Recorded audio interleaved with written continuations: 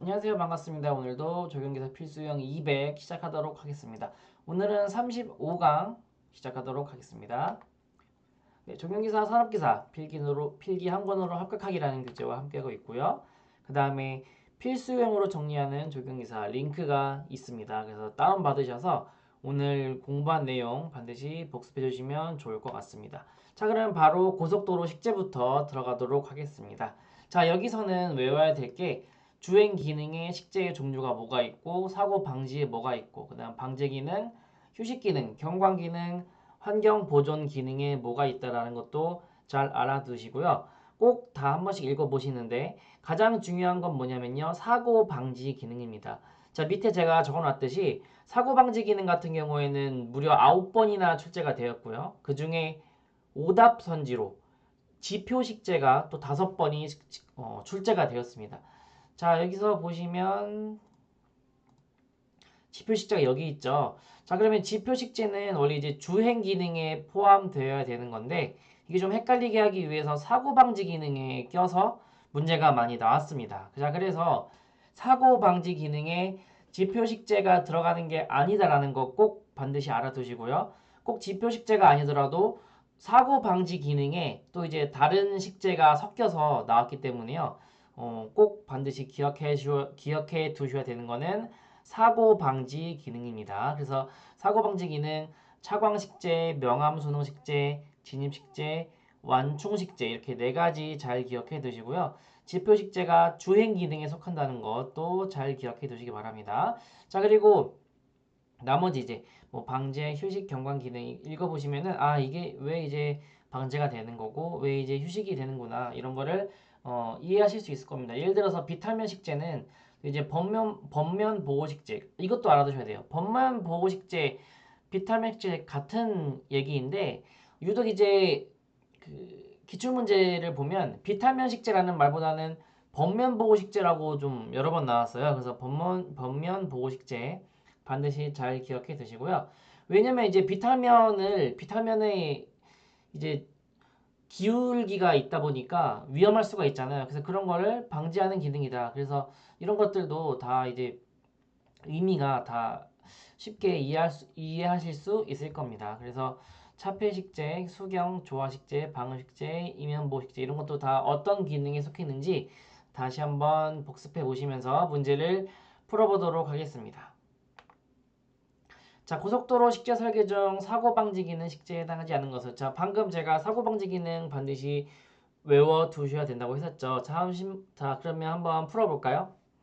정답 몇 번일까요? 정답은 네, 그죠. 2번 차폐식재가 되겠습니다. 차폐식재 같은 경우에는 여기 있죠. 경관 기능에 속하는 게 되겠죠. 정답이 그래서 2번이 되겠죠. 이런 식으로 사고 방지 기능에 속하지 않는 것은 이런 식으로 나오게 됩니다. 식재의 종류, 그다음 기능 잘 알아두시고 넘어가도록 하겠습니다. 자, 그 다음은 이제 방풍 식재가 되겠습니다.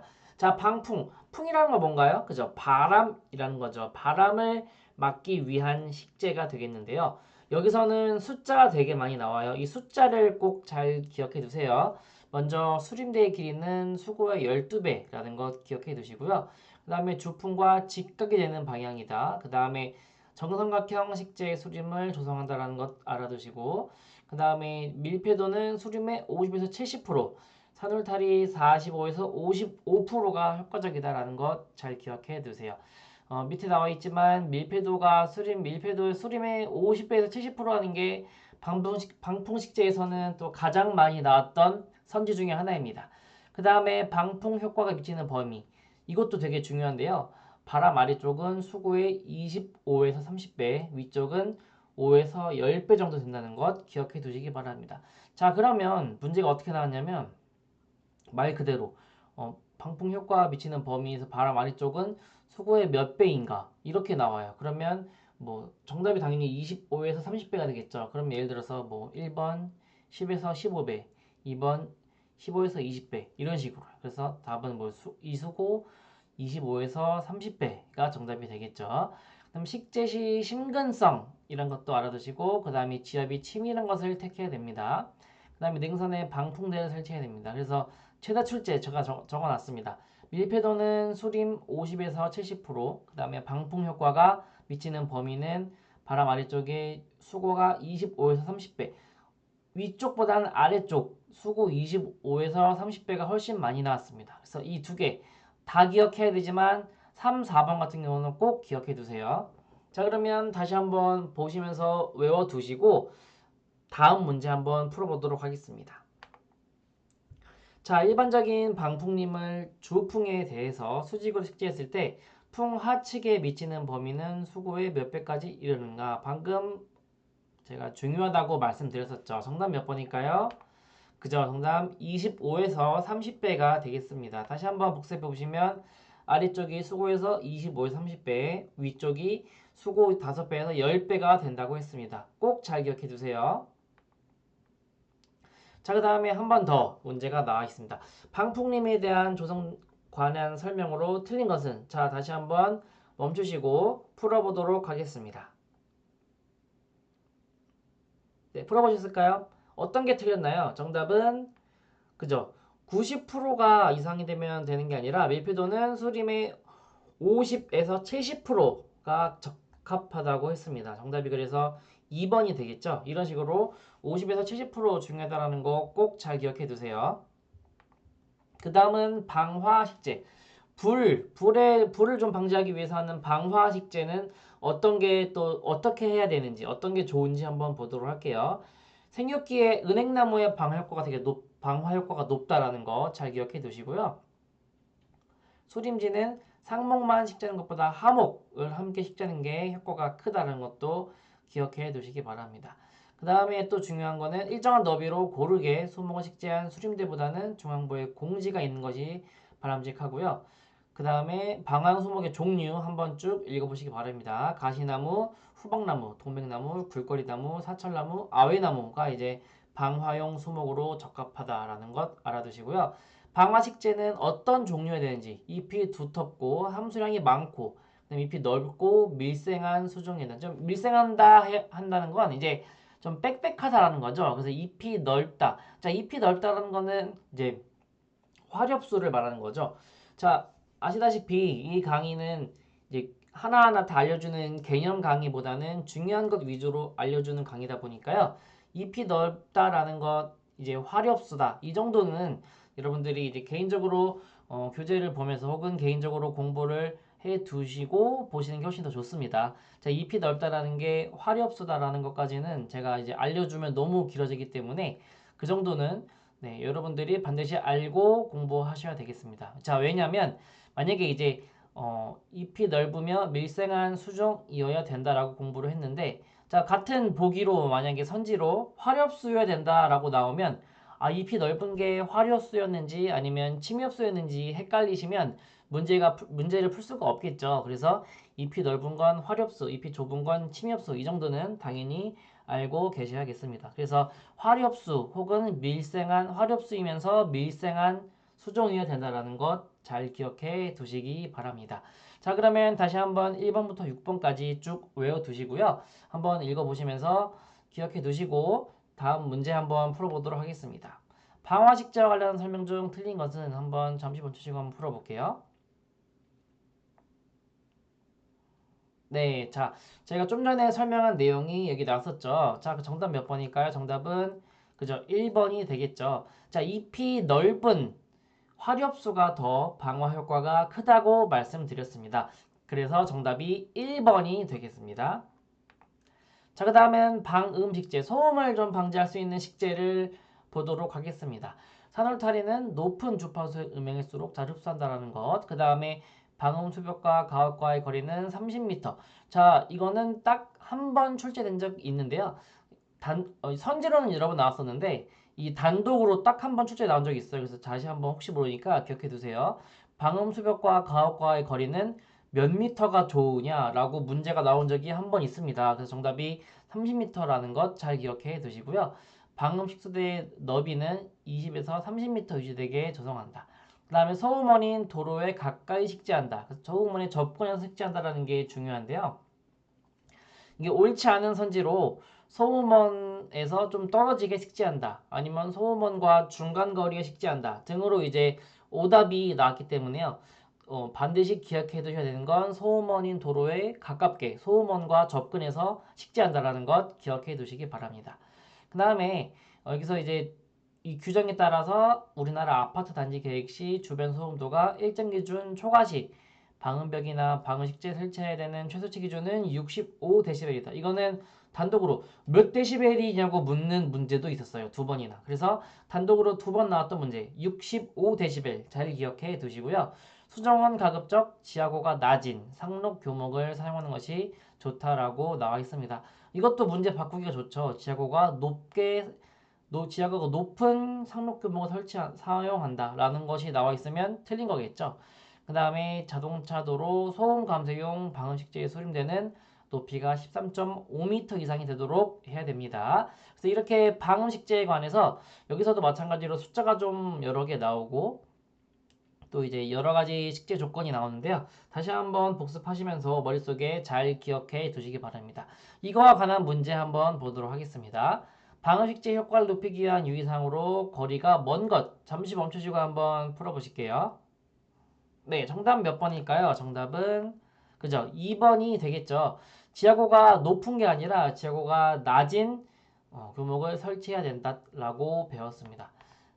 그죠? 여기 있죠? 수정원 가급적 지하고가 낮은 상록 교목을 사용하는 것이 좋다라고 나왔죠. 정답이 그래서 2번이 되겠고요. 다음 이제 이어나갈 내용은 공장 적용입니다. 자, 공장 적용에서 식재는 어떻게 해야 될지 한번 보도록 할게요.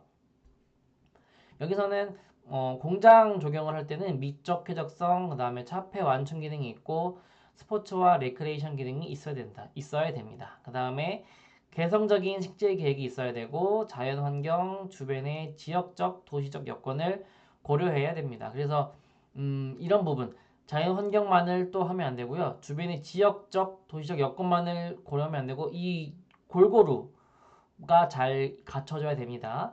그 다음에 이식이 용이하고 성장 속도가 빠르고 병충이 적고 관리가 쉬운 나무를 해야 됩니다. 그 다음에 공장 주변에 소규모로 배치해야 되고요.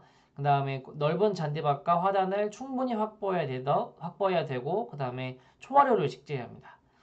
그 다음에는 주거 지역과 인접한 공업단지는 30m 이상의 차단 녹지대를 조성해야 되고요. 중부지방 석유화학지대의 화백과 은행나무, 양버즘 나무를 식재해야 됩니다. 자, 이게 8번 잘 기억해 두세요. 8번 같은 경우에는 그 단독 문제로 한 번 나온 적이 있고요. 그 다음에 선지로 한 번 나온 적이 있습니다. 총 2번 나왔는데요.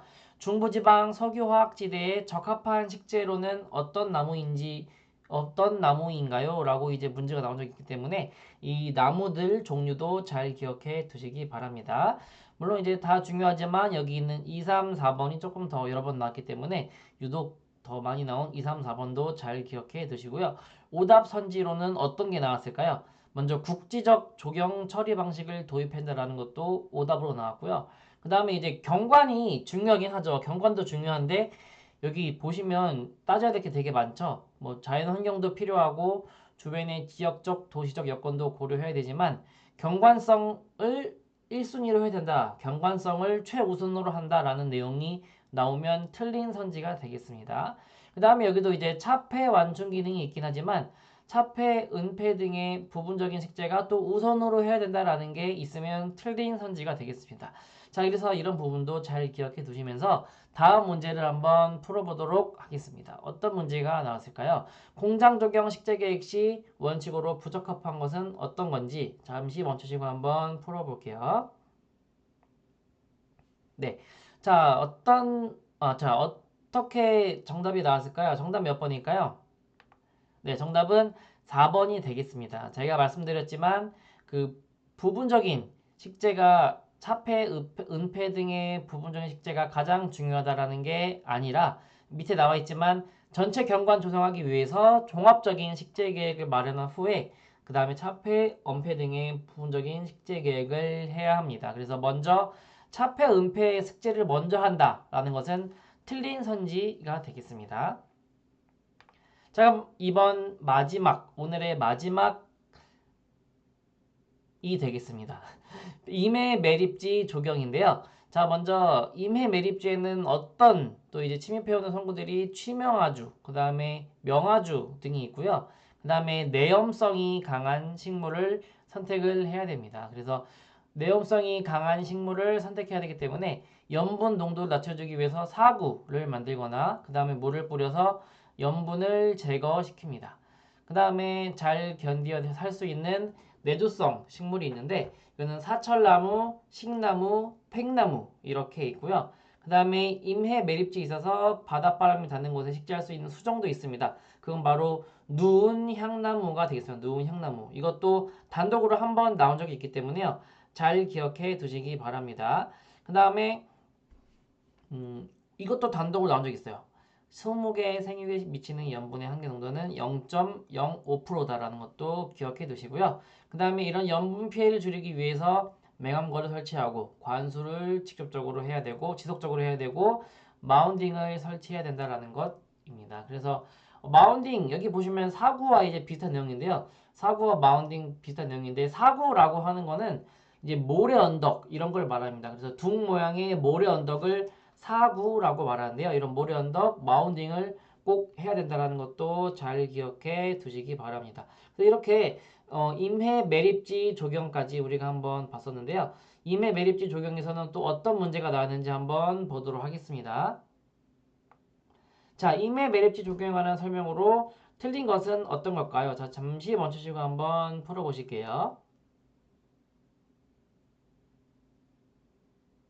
네, 풀어보셨을까요? 정답은 몇 번일까요? 정답은 2번이 되겠죠. 자, 여기서는 내산성 식물을 선택한다기보다는 임해 매립지는 알칼리성, 그러니까 염기성 토양이 많기 때문에 내염성 식물이 적합합니다. 자, 여기서 보시면 2번에 해당돼 있죠. 내염성이 강한 식물을 선택한다라고 나와 있습니다. 그래서 임해 매립지에서는 내염성이 강한 식물을 선택해야 됩니다. 정답이 그래서 2번이 되겠습니다. 이렇게 오늘은 임해 매립지 적용까지 한번 봤고요. 다음 시간에 이어서 쭉 식재 관련 내용을 보도록 하겠습니다. 자, 고생 많으셨습니다.